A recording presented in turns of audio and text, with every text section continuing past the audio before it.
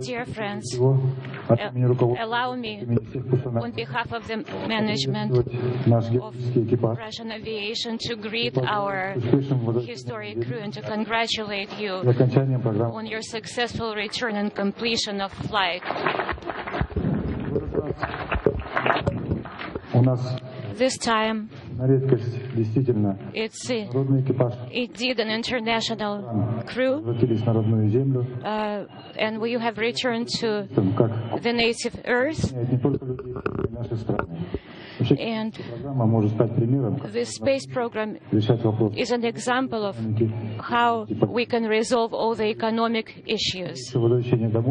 Congratulations on successful return home, and congratulations on the completion of your difficult job. We know that your work is work of very courageous and strong people. Allow me, according to Kazakh custom, to hand you a gift.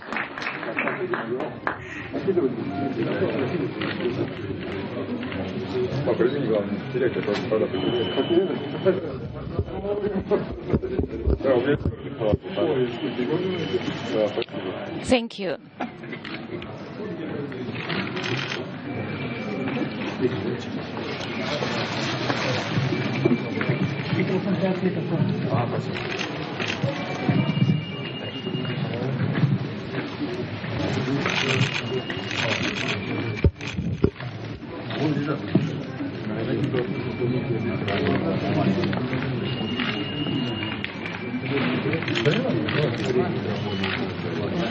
В память о пребывании на Кустанайской земле разрешите вам вручить небольшие сувениры. As a memory of Kustanai, here are small souvenirs, Чтобы вы помнили, какая земля вас so that you remember возвращение. our earth, Я обращаюсь к режиссеру. the earth to which you returned. Обеспечивал полет. У нас вот тут неожиданно девочка одна, Милена, появилась. A little girl, Нарисовала. Elena, appeared here Разрешите вам. surprisingly, and she made drawings for you.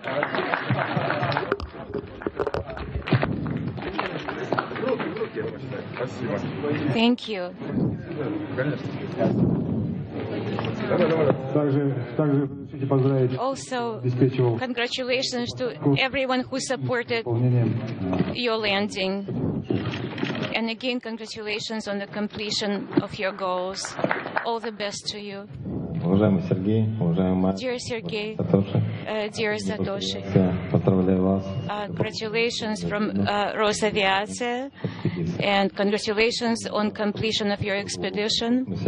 Является выдающимся, который вы решали Your необъятными. work in space is outstanding, and the goals that you have met are amazing, enormous. The most important thing is that you have returned to Earth successfully. From the bottom of my heart, I would like to say my thanks to the Akim of the city and to those people who participated in assuring your landing. The meteorological conditions were very complicated. I am not going to take your time, and according to the tradition, we are giving you the gift of matryoshkas with your photos on them. Thank you.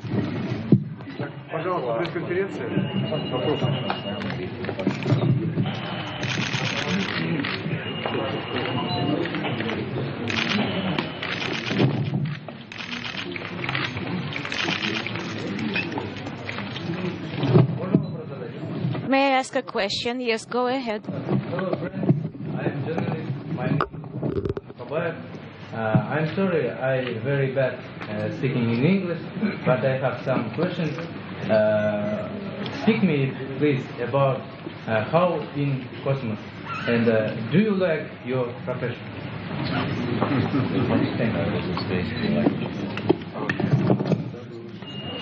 Of course, for all of us, this has been our dream for many years. It takes the road to space is a very long one. With the help of many people also for the excellent training that we receive in many places around the world. But there's nothing that can compare to living in space and working for half of a year. It's magnificent. The work is very good, very rewarding.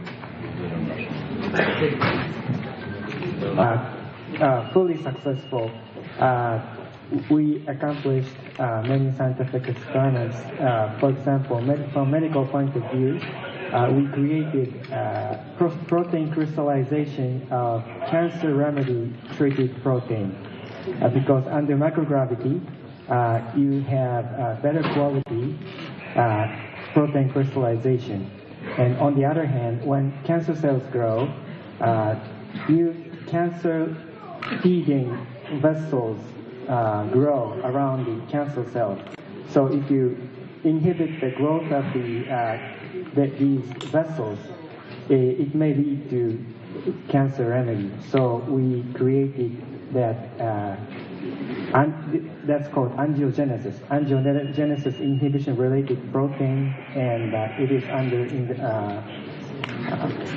investigation of 3D structure on the ground.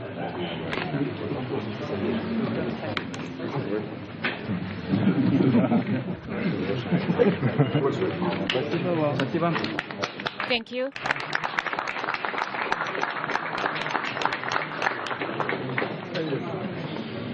Sure. All right, Mike, welcome back. Just give us some first impressions of what it feels like to finally be back after 5.5 months. Oh, gravity's rough. Yeah, it really is. It's such a big difference. The ride home was so amazing. It was very different from my previous experience on with space shuttle flights. It's a very efficient vehicle. That means it's really tight. It fits three guys perfectly, and not much extra room. But coming home was, it was everything I expected. They can't train you for some of this, but I did spend a lot of time talking to some of the most recent crews to come home in a Soyuz to get a really good understanding of what it was going to be like. And I'm glad, because it's different. At times it's violent. Coming as we do the atmospheric reentry, it's kind of like you're inside a Roman candle, because you see these. It's an ablative heat shield, which means it burns away and it comes off in pieces that are flaming, glowing, just incandescent orange, and they're coming by the window, right by the window, and you feel that. This is amazing. So you just finished up about 4 or 5 days of handing over with Dan Burbank. Pretty short compared to what we typically have whenever one crew hands over to another. Talk about kind of what you guys talked about and how you were able to really get all that done within just a really short amount of time. We started Dan's handover about 2.5 months ago when we knew that he was going to be delayed, and we started doing videos on board. I started doing his handover before he arrived. So I would be doing a certain task and say, let's set up the video recorder, get the microphone on me, and then let's just talk through it. Hey, Dan, here's how you do this, that kind of thing. And so he's had the chance to study that, and in some ways maybe better prepared, because if he didn't understand it all the first time, he just rewinds, hits it again, and then he watched these until he really understood it. And so they hit the ground running. It's just one American coming up there, and he's well prepared.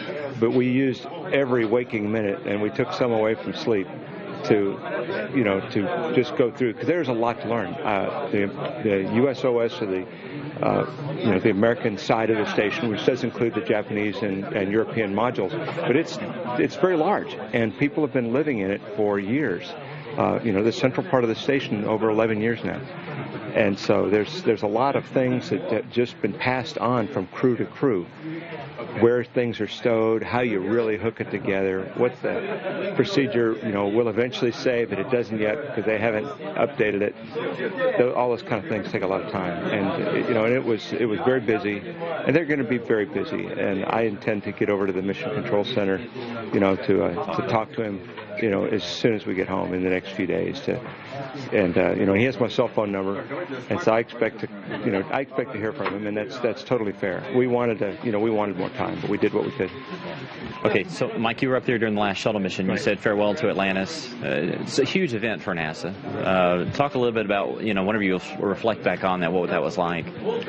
It was, being there for the last flight of the space shuttle program was huge. It was emotional for all of us.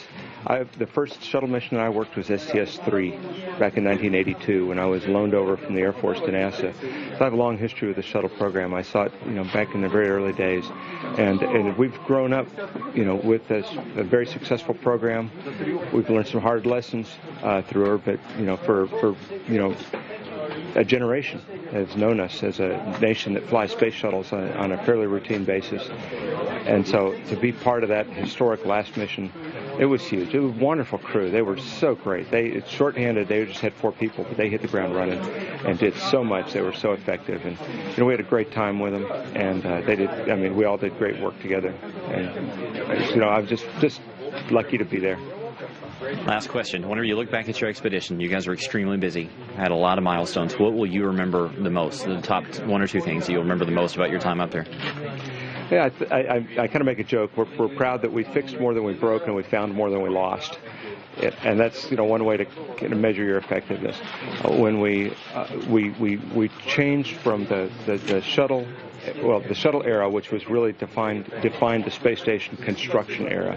We went from assembly to kicking up the science program into full gear, and we did. And so we were meeting and exceeding our science goals every week, including when we went down to a 3-person crew. We kept up. We still made the science numbers. And we're proud of that. My most memorable moment was probably when I was able to capture, to see the aurora as it really blossomed, and that's the only way to describe it. I'd seen it before on my previous space shuttle flights. I've seen it on the ground many years ago, a very good display on the ground.